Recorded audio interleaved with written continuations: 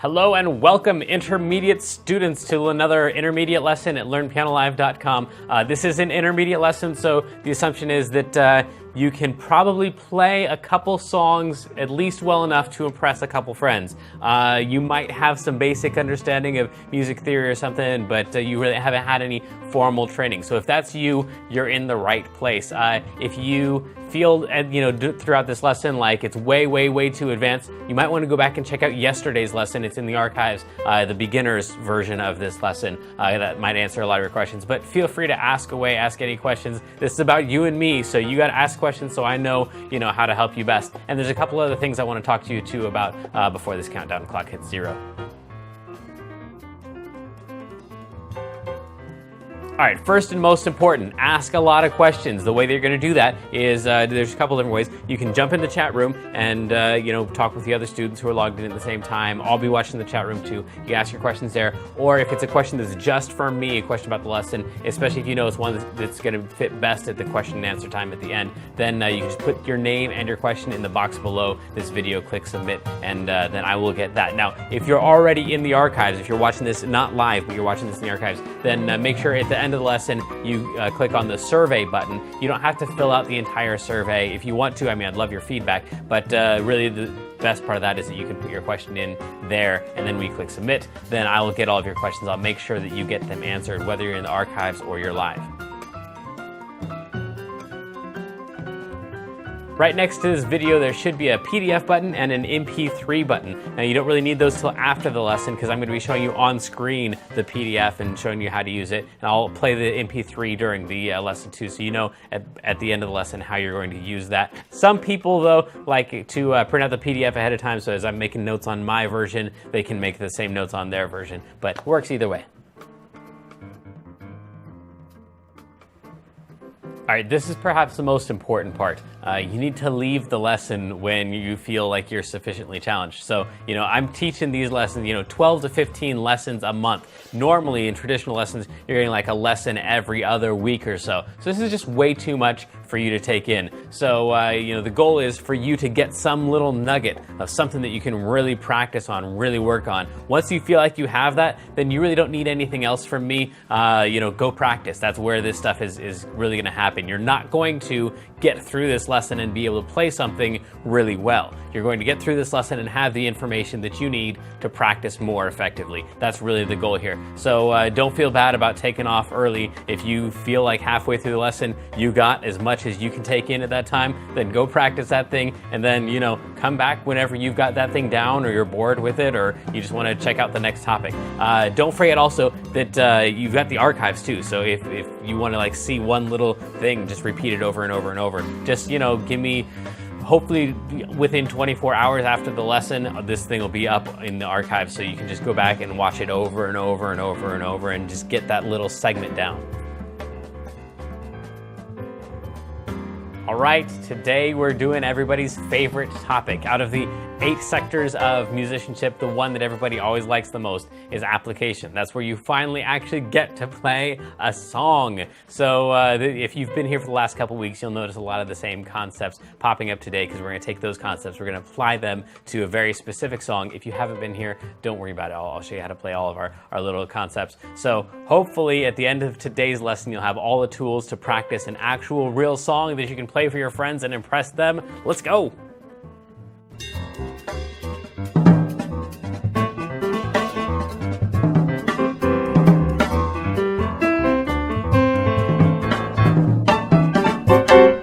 Welcome back, everybody. So today we are going to continue with Can't Help Falling in Love with You, and hopefully some of this stuff will make some sense. We'll take a look at the theory behind the song.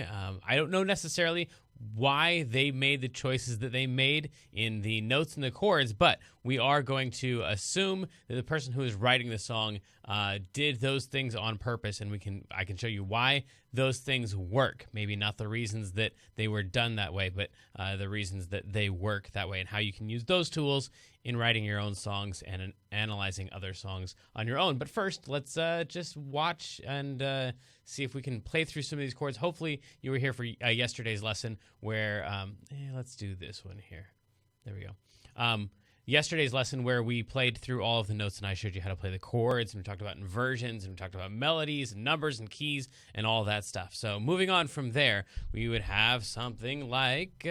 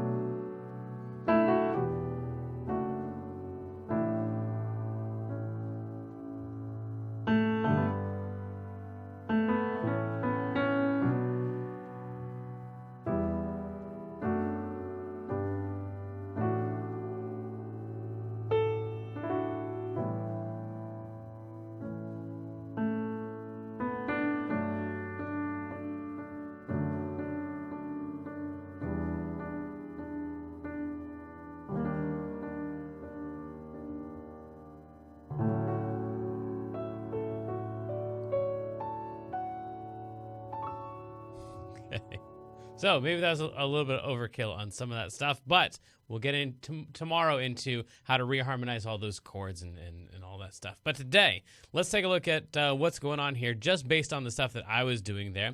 We'll go to the theory page. So the way this is set up now, in case you've been here for several of these lessons before, we're changing things around a little bit for now until we change it again. Hopefully from the better next time. At the top of the page, we've got listed what level this is supposed to be. So all the green dials are all the ones that we dealt with yesterday. So those are all theoretically the beginner concepts, even though I know some of them, especially the sheet music stuff that we talked about, was not necessarily beginner stuff. So that was all the beginner lesson. And then today, normally where we'd have that little blue dial, that's that guy right there. This is the intermediate lesson. So we're going to deal with all of this stuff and all of the stuff that is on the next one with the red dial. That is going to be all of the stuff that we're going to be dealing with tomorrow. And it's going to be a reharmonization lesson, whereas last week, I forget what we did, but it was something different. So this week we'll do reharmonization, and then I'll talk to you at the end of the lesson about what we're doing next week. I'm excited about it. It should be cool.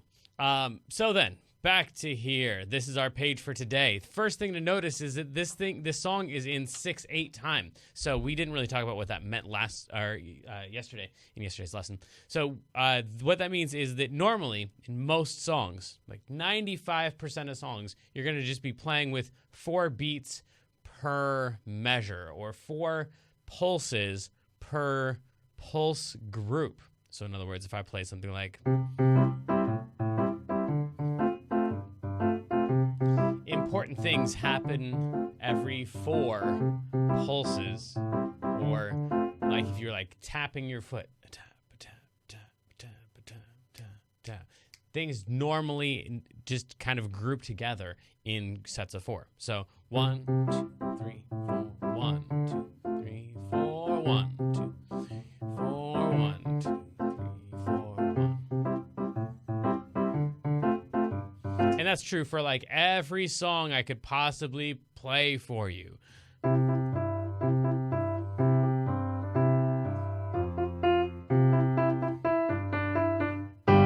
Guess what's happening next? A set of 4. 1,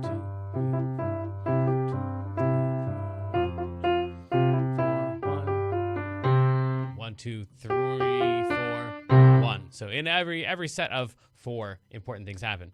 Not in this song. In this song, it's every set of 6.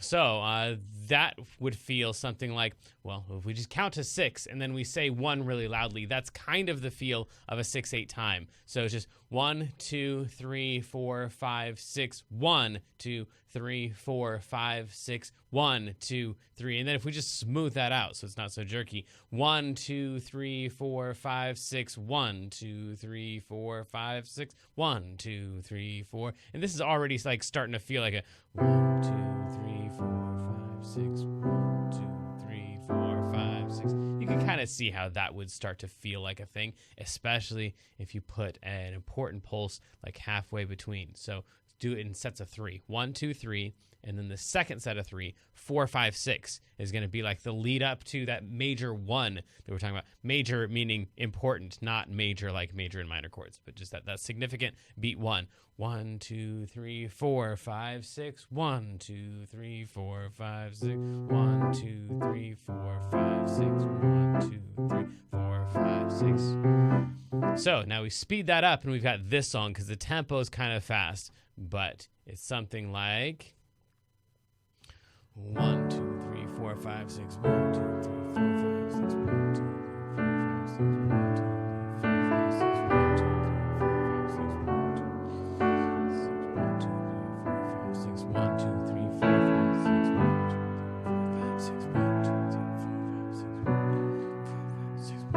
5, 6. 1, 2, 3, 4, 5, 6. 1, 2, 3, 4, 5, 6. 1, 2, 3, 4, 5, 6. So then, a significant number of you are going to be curious, what does the 8 mean in 6/8 time? And I'm really tempted not to tell you because the truth is it doesn't matter. You'll notice in all these time signatures, the other part of it is either a 4, like that one and that one and that one, or it's an 8, like that one and that one and that one and that one and that one. Has to do with reading sheet music. And I guess the short answer is it has to do with what kinds of notes you're counting with. Now, the truth is it doesn't matter what you call it. If it's an eighth note, a quarter note, or a whole note, or a half note, or a beat, or a pulse, or a rock, or a stone, or a box. Like, you get 6 of them before the next important one happens. That's what 6/8 means. So the 6 is the important part. It's telling you what the feel of it is. The 8 is just telling you what we're counting with. So technically it means we're counting with eighth notes. So 6/8 time means using 6/8 notes, which doesn't mean that we're playing faster than if it was some other number other than an 8. Okay. So it means we're counting with eighth notes if you're reading the sheet music. The 6 is the important part. So this one has 6 pulses before something important happens instead of the normal 4 pulses before something important happens. Okay, hopefully that's good enough. But if there's some question that's really bugging you about that 8, then go ahead and throw it in the box below the video, and I will make sure we get to that. All right, so then comparing sets of 4. So like we've talked about lots of times before, things generally happen in sets of 4. We talked about that earlier today, just talking about this measure. Usually you'd have 4 pulses in a measure. 1, 2, 3, 4, 1, 2, 3, 4, 1, right? And then not only do you have that, but even if you're in 6/8 or some other time signature, the groups of measures seem to happen in sets of 4. So you'll notice that this is all a verse right here, by the way. I should have that in there. Why don't I have that in there? Why didn't you tell me to put it in? No, this is probably isn't your fault. Okay. So that's all the verse right there. And it repeats at the end. So we've got 2 verses that is kind of 4 sets of 4 measures. So we've got 4 measures right there on that line. And then we've got 4 lines. So the entire verse is 4 measures 4 times over. And then we repeat that. So 2 sets of 4 measures, each which would normally have 4 beats in them. But in this case, it's got 6 beats in them. So all that means is when we get to the end of that verse, people are just naturally going to feel like something important is supposed to happen. In the same way, if we go 1, 2, 3, 4, 1, 2, 3, 4, 1, 2, 3, 4, they feel like there's something that's supposed to happen there because that was the end of 4. And that's the way music works, whether you are in a theory class about it or not. If you're just listening on the radio on your way to work, you feel in sets of 4. So that whole first verse is just 4 sets of 4 measures. Okay, so then down here we get this bridge, which is 2 sets of 4, except they have a little 2-bar extension here. And this the most significant part of the form on this song. And normally, if you didn't know this song already, and probably lots of you don't know this song already, normally something new would happen right here, and we wouldn't have these at all, and we would just go back into the verse again. But the way this is written, 3, 4, 5, 6.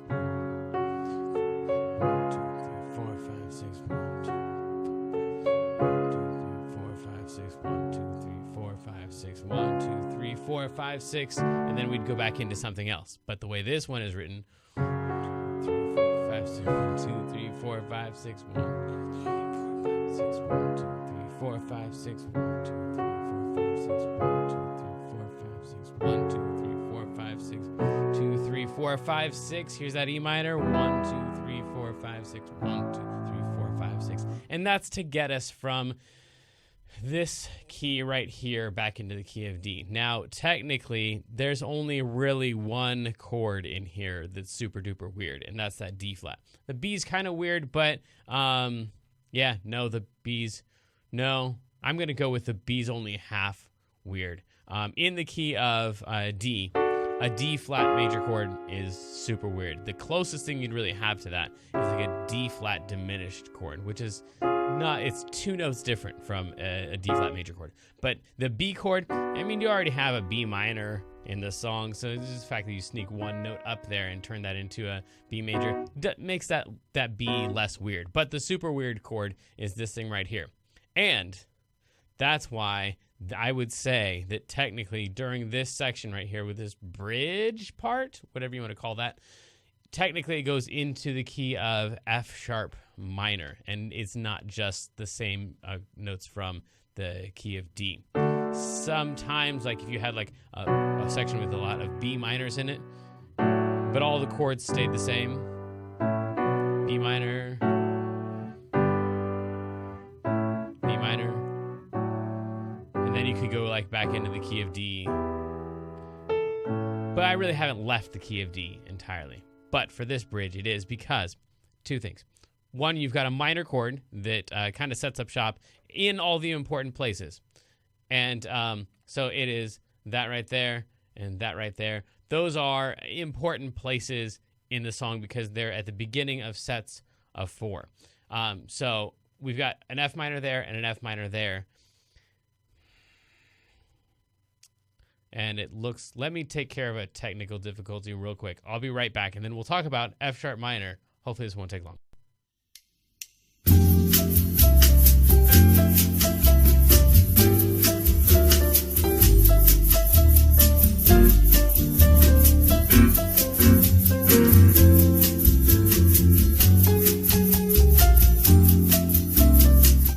Okay, that should be better. Let me know in the private chat if that doesn't get cleared up for you.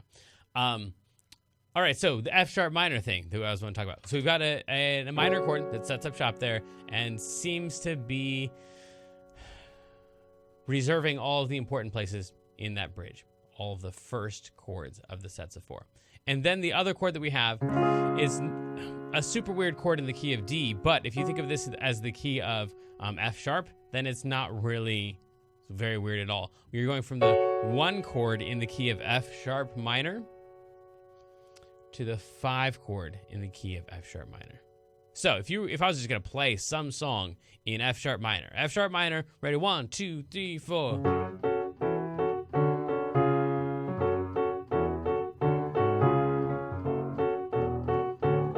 That other chord that I would go to would be the 5 chord. So I'd be playing 1s to the 5, 1 in F sharp minor to the 5, and that 5 indeed is a D flat major.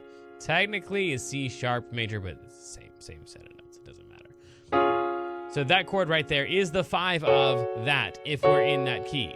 that chord is the nothing of the key of D. It's just not in there at all. So the two important factors here are, one, we go to an F sharp minor and it takes over all the most important places, the beginning of the sets of 4 in the bridge. And then it alternates between that and, if we were in that key, the 5 of that key, which is D flat, which makes that D flat chord make perfect sense, and also makes me think during the bridge, really you got to think of this as F sharp minor instead of thinking of it as the key of D, just emphasizing other less common chords.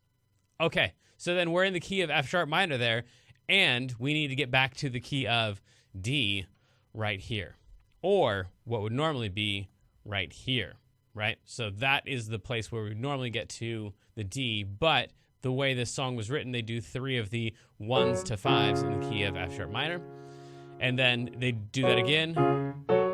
They go back to F sharp minor, and then it's like, what? We've only got 2 measures to get from here to that key of D, and we just can't do it really very easily. So they take some extra time, go to the key of, or the B chord, then the E minor, then the A, and the E minor and the A are really what set up the key of D and make that transition feel nice and smooth, which is why during that E minor to A time, that's kind of where you feel where you're going next. It feels like, oh, okay, now we're going back to that other thing. So we'd have something like, hang on, let me make sure. Okay, cool. Looks like we're good.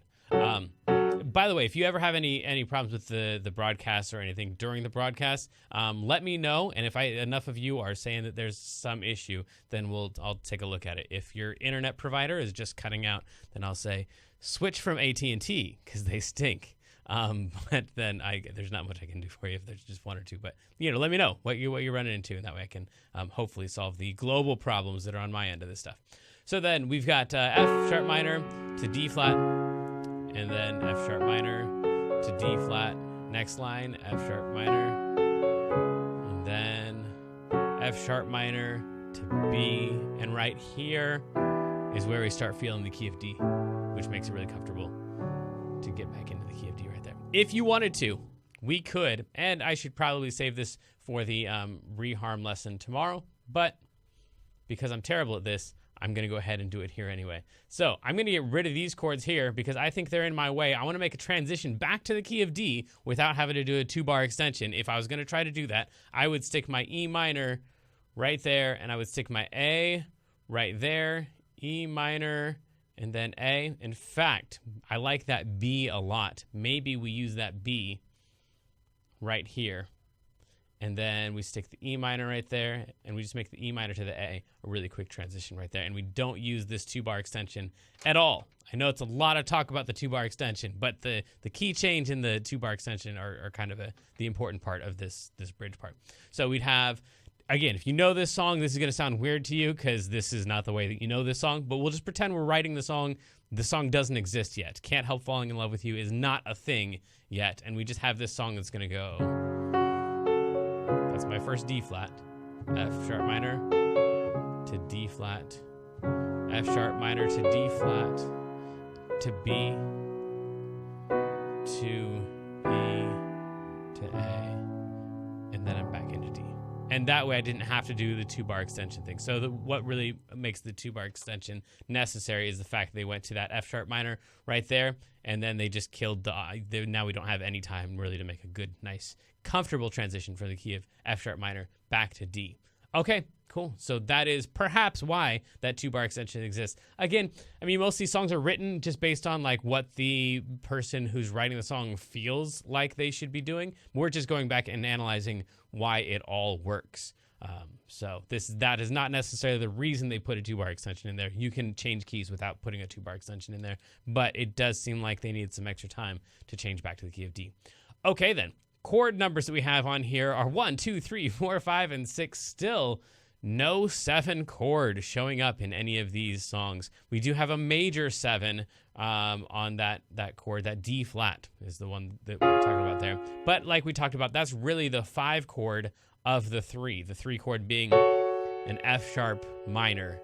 And so the 5 of that 3 chord, that's a 3 chord. The 5 of that is really that D flat or the C sharp that goes to the F sharp minor. So it's not really a 7 in the key of D. It's really a 5 in the key of 3, F sharp minor.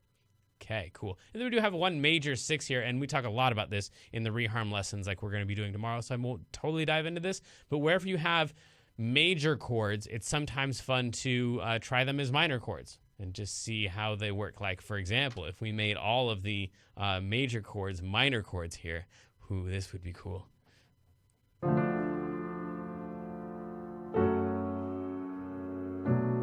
No, let's try that again.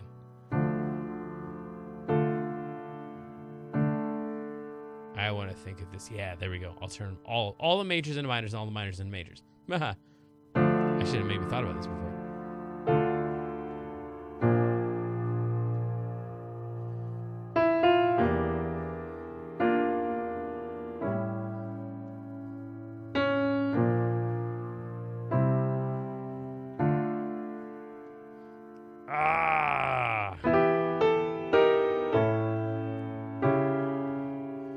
Something like that. So all of a sudden becomes a minor song. So if you do all of the chords, obviously, it turns out kind of weird in some places, but sometimes it's just fun to throw in a major or minor chord. I think perhaps at the end of the song, where it would normally go G to D, I did, when I was playing at the beginning, throw in a G minor. So a G to G minor to D. And G minor is not really in the key of D, so that was kind of a little mini example of how you might use that. So just turning major chords into minor chords and minor chords into major chords, sometimes a fun thing to do. And that B really helps out in getting us from that the key of F sharp minor back into the key of D, that transition there. Cool. And then the other thing that happens here is the bass. If you just take a look at the bass line only, throw out the melody, throw out the chords. Just take a look at what's happening with the numbers in the bass. Then we have, and this is where it helps a lot to know the numbers of the chords, but just trust me here. I'll call them out as we're going. It goes 1, starting at the very beginning, the very first chord. So the D is a 1, F sharp minor is a 3, B minor is a 6, then a 5, then a 4, then a 3, then a 5, then a 4, 5, 6, 2, 5, 1. So there's kind of two main moves that we have in bass lines. They're like the most common moves. One has to do with the circle of fifths. In that lesson that we did live for 3 lessons, and none of them got recorded, and I've got to re-record them for all of you who live in the archives. But so the circle of fifths just means that we're moving from the 3 chord to the 6 chord to the 2 chord to the 5 chord to the 1 chord to the 4 chord. So if you're on a 3 chord, the most common thing you're going to do is move to a 6. If you're on a 6 chord, the most common thing you're going to do is move to a 2. If you're on a 2, the most common thing, move to a 5. 5s want to move to 1, and 1s want to move to 4. Okay, cool. So the vast majority of this song is actually just 3, 6, 2, 5, 1. So we go 1, then 3, 6.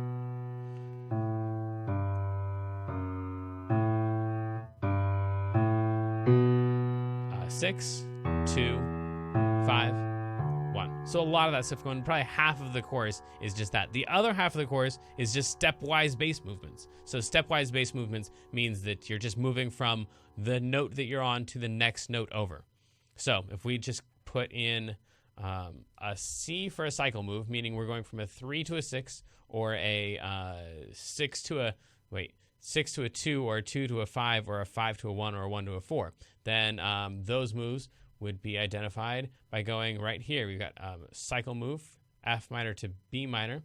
B minor to A is really just a stepwise move. We're just going one note over. So that would be a stepwise move. Then that one to the next one is a stepwise move, the A to the G. The next one is a stepwise move.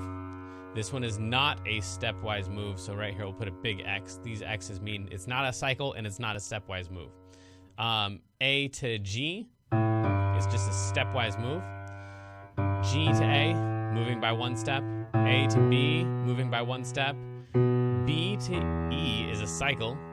E to A is a cycle. A to A is nothing. A to D is a cycle. So you can see almost all of these moves. There's only 2 moves in the entire song that are not either just moving over by 1 step or by moving in the circle of fifths, the cycle moves that we talked about. So the first one is a 1 to a 3, and the only other one that we have is a 3 to a 5. So everything else is stepwise and cycle. Cool. Same thing happens here. We've got a 1 to a 5 to a 1 to a 5 to a 1 to a 5. That's all cycle. Just 1 to 5, and then go back and do it. Cycle again, cycle again, cycle again. I'm sorry, 5 to a 1, 1 to a 5, 5 to a 1 is a cycle. 5 1, 5 1. Then we go cycle, cycle, cycle, cycle. So that's all cycles in there. Basically, the whole entire bridge is just a bunch of cycles. Alrighty then. So that's all of the root movements, all cycles and stepwise movements, pretty much.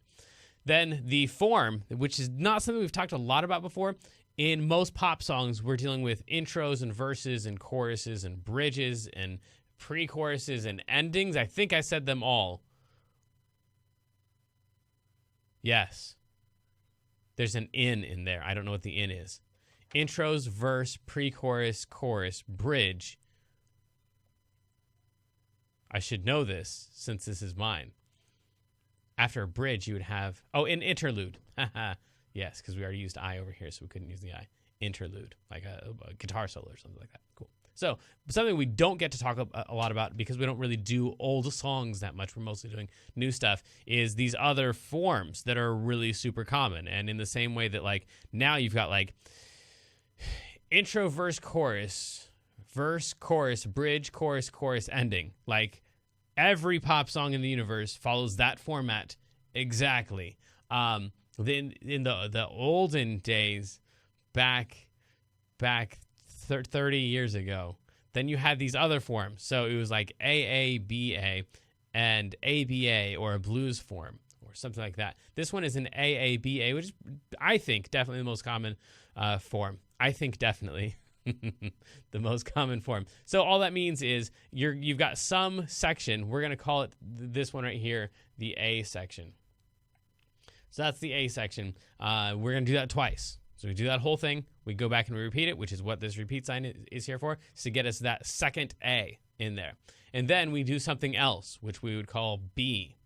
And then at the end of that, we come back and we do A again. And this is a whole lesson all on its own about form and AABA forms. But you'll start finding, if you listen to any music like 70s and earlier, that you're going to run into a lot of this stuff where they've got like a verse and then another verse, and then they do something else that's not really a chorus or anything, but then it goes back into the verse. And so you don't really have like the hook of the song like you do now, that one thing that comes back and repeats itself 3 trillion times. But you do have definite themes in there. So hopefully you can notice that, like, wise men say only fools jump, rush in, but I can't help falling in love with you. That's the exact same thing as, should I stay, would it be a sin that I can't help falling in love with you?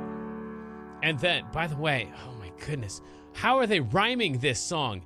Bugs me every time. Wise men say only fools rush in, but I can't help falling in love again would rhyme. They say you, and it's driving me crazy. So I need a lyricist to tell me why in the world it's okay to put you at the end of that thing. Like, you're going to do it 3 times in the song. A, B, A. You're going to do this thing 3 times. Every time you're going to rhyme in with you. Oh, driving me crazy. What was I saying? Something more coherent than that. Hopefully. That we have, so we have that whole thing. And then we go to, like a river flows from the sea, goes some things were meant to be. And then we go back to take my hand, take my whole life. 2 rhymes with you. See, I still got it in the back of my roll. But I can't help falling in love with you. So then that is the same thing that we had at the top, just with different words. Only that time they made it rhyme. Thank goodness. Okay, so then that is the AABA part of that all. So there are other forms that are also common, but that's the I think the most common one. Melodic patterns and shapes, we're not going to get into as much because there aren't very many noticeable things in there. We've got, if you go to the numbers, that's the easiest place to see the shapes, in my opinion. So 1 5 1 2 3 4 3 2 5 6 7 1 2 3 4 3 2 1. It's kind of a major scale. It just goes up and down. A lot of stepwise movement. So I guess that's important to note for those of you who are writing a lot of songs, because most songwriters at the beginning want to write the one song that hasn't been written yet, and they've all been written. So so you just gotta kind of, if you want to do something that's gonna sound good, you gotta follow some of the rules of sounding good, which means don't leap around a lot. This whole thing of like,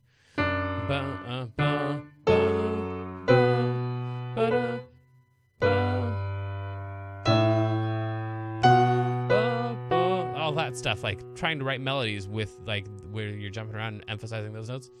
No good. Stepwise stuff sounds really pretty, and people can sing it because it's just the next note over. They don't want to jump. Every time you make a singer jump, there's a chance they're going to sing the wrong note. If you just move them over a note, just bump them a little bit, and then it's a lot easier to sing. Okay, enough of that.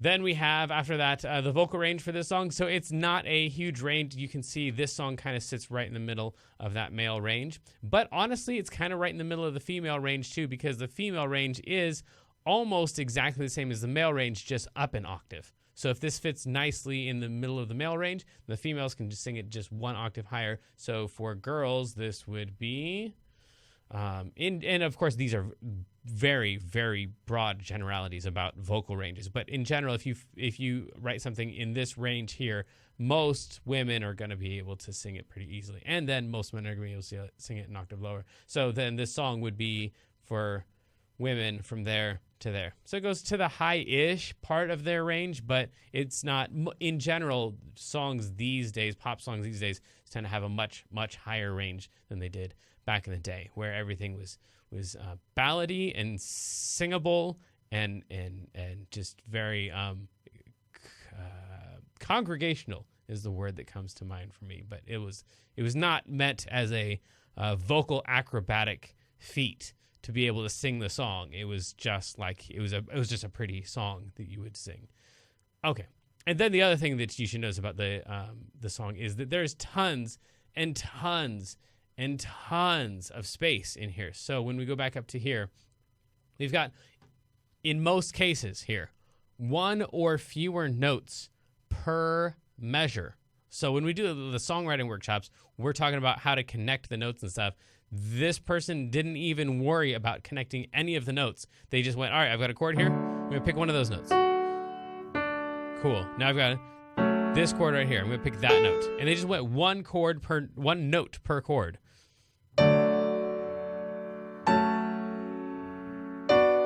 Now we're going to connect right here. One note per chord. One note per chord. Connect.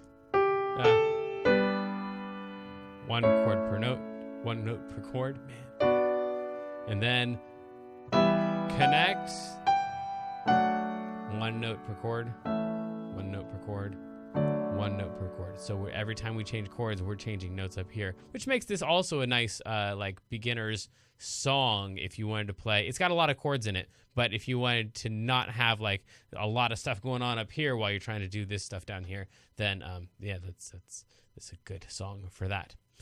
So all of that said, let's try and do our wrap up and see if we can also get to our feature of the day today. And if you got any questions, throw them in the question box. Questions specifically about this lesson too. Any technical difficulties or whatever, hopefully we can deal with after the lesson. But questions about all this stuff. So we talked about, talked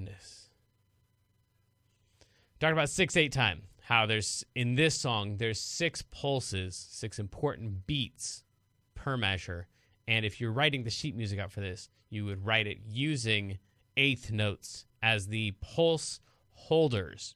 The notes that get one beat would be eighth notes, so you could fit 6 eighth notes in a measure.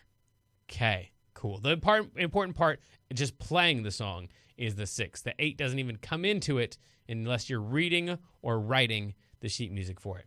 Cool. Then we talked about sets of 4. We talked a lot about sets of 4 and how we have a 2-bar extension on the bridge. I'm saying a 2-bar extension because normally we would see 2 sets of 4 bars in the bridge, or 4 bars of 4 sets of 4 bars in the bridge. But in this case, we had 2 sets of 4 bars in the bridge with another little just chunk that helps us get more smoothly into the key of D.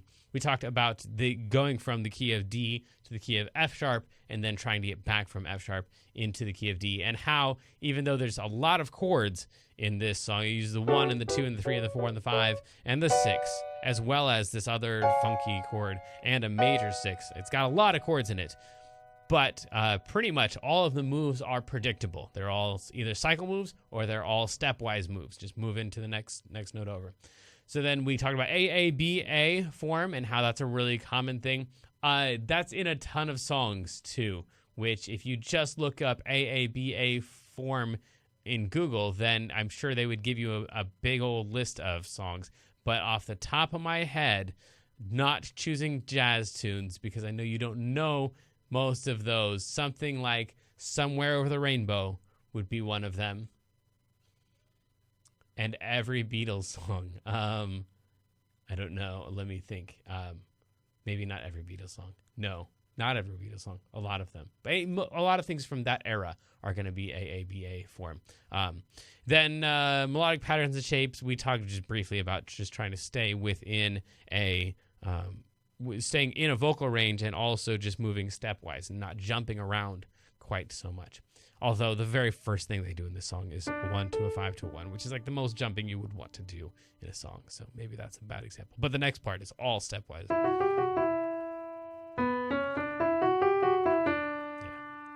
We talked about vocal range, how the female range is just basically an octave higher than the male range, and this song just fits very, very neatly right in the middle of that range, which is probably true for most Elvis songs.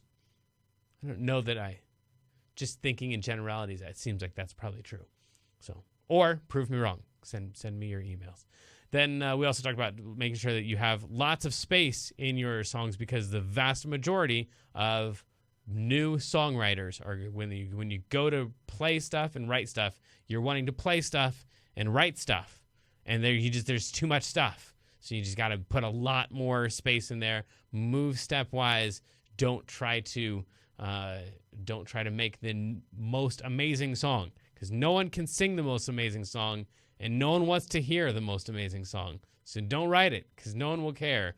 Just write something from your heart, something you could sing without your piano there to get you from that note to that note to that note to that note to that note to that note. Oh, that sounds really cool. I want to play that now. I want to sing that. That's my song. Like, no one wants to hear that. It sounds horrible. So make it simple, I guess.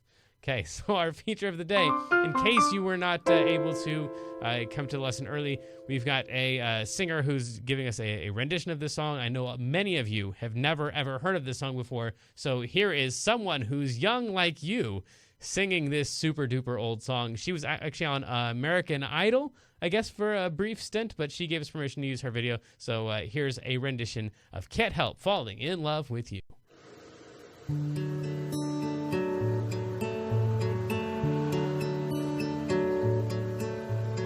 Wise men say only fools rush in, but I can't help falling in love with you. Shall I stay? Would it be a sin if I can't help falling in love with you?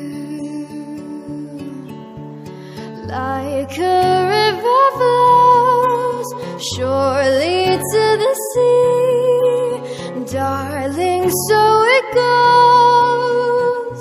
Some things were meant to be.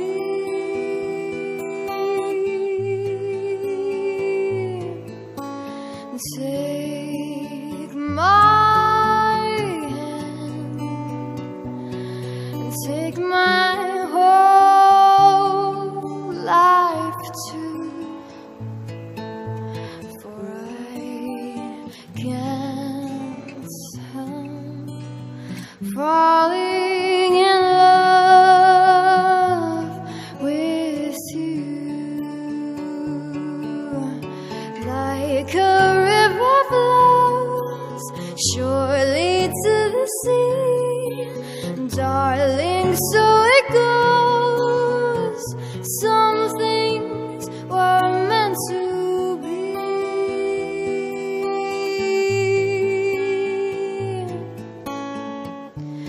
Take my hand and take my whole life too, for I can't help falling in love with you, for I can't help falling in love with you.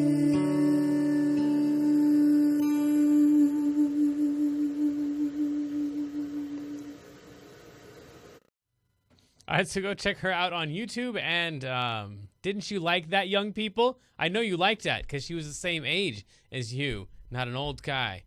The rest of us. Or maybe that's just pandering.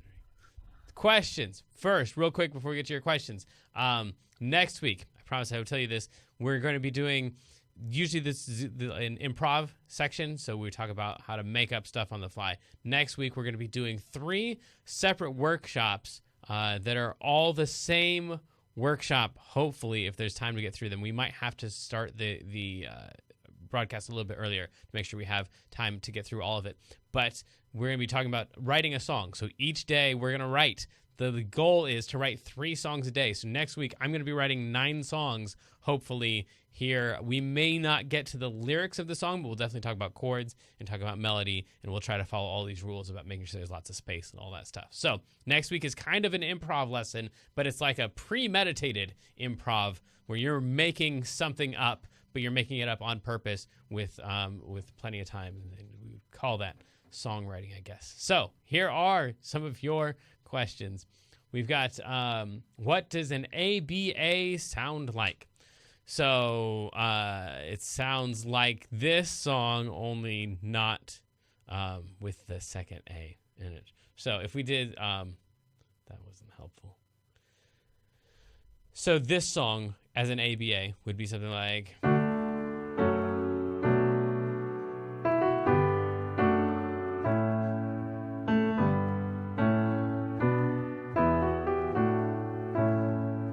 into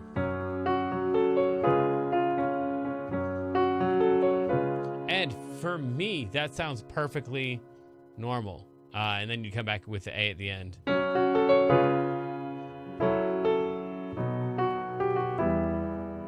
there we go.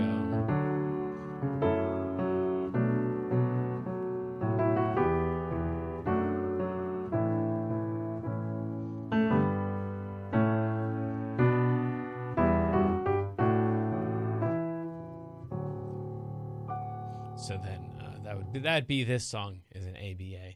So that's it. Doesn't the AABA just gives you more opportunities to put more A's in there, more like verses and stuff. So if you have more stuff you wanted to say before you got to a chorus, then you use an AABA form, or if it just felt like it. Yeah, we'll talk a lot about that next week when we do our songwriting stuff. What's an interlude?